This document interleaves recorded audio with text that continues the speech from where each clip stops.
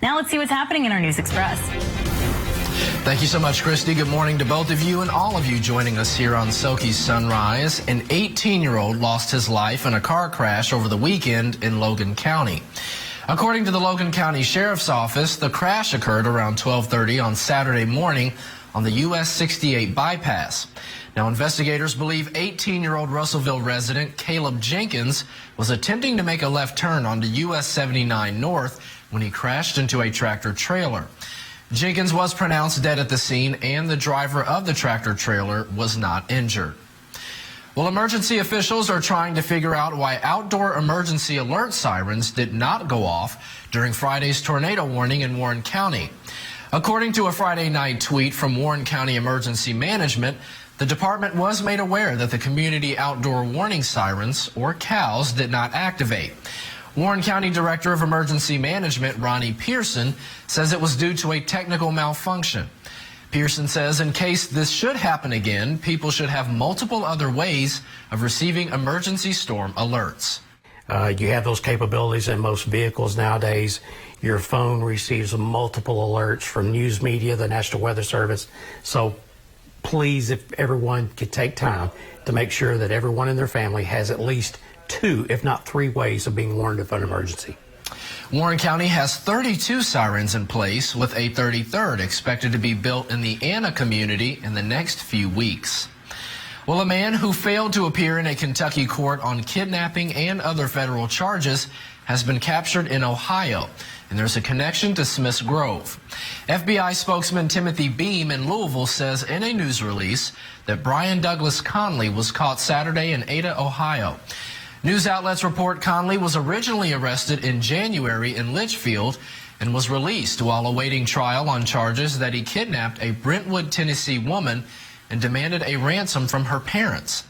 The FBI says Conley removed an electronic monitoring device from his ankle on Interstate 65 near Smith's Grove on Friday and failed to appear in federal court on a superseding indictment.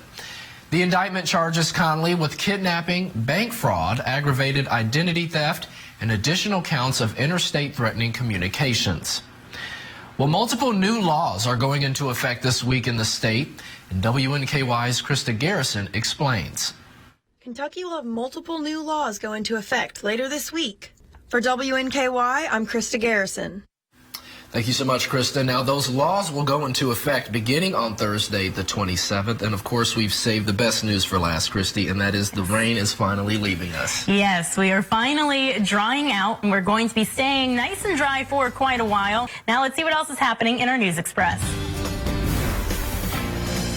Thank you so much, Christy. Well, we begin in Frankfort, where a Kentucky judge has ordered the state to pay more than $72,000 in attorney's fees in a lawsuit over the release of an economic analysis of Governor Bevin's administration analysis of the 2017 pension reform plan. Franklin County Circuit Judge Philip Shepard ruled on Monday that the Bevin administration intentionally violated the Kentucky Open Records Act in their refusal to release a copy of the analysis.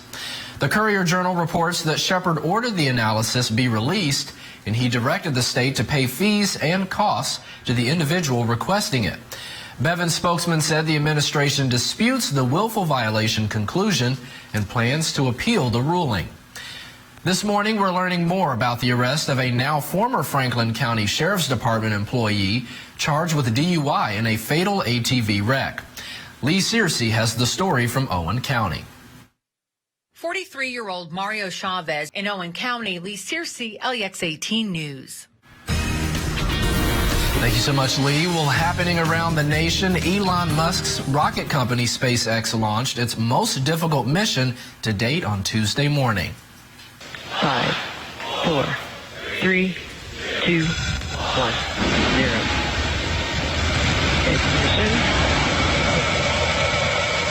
The Falcon Heavy rocket lifted off from the Kennedy Space Center's launch complex in Florida at 2:30 a.m. Eastern. As you heard, it roared into the sky and went off without a hitch. The rocket carried 24 experimental satellites into space for key customers, including the U.S. Department of Defense. The experiments also include a solar sail project headed by Bill Nye the Science Guy. Getting the devices to their intended orbits was expected to take several hours, and requires some complicated maneuvering.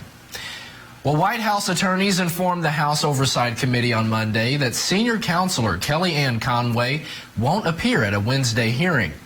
It comes after a federal agency said Conway repeatedly violated the Hatch Act and should be fired.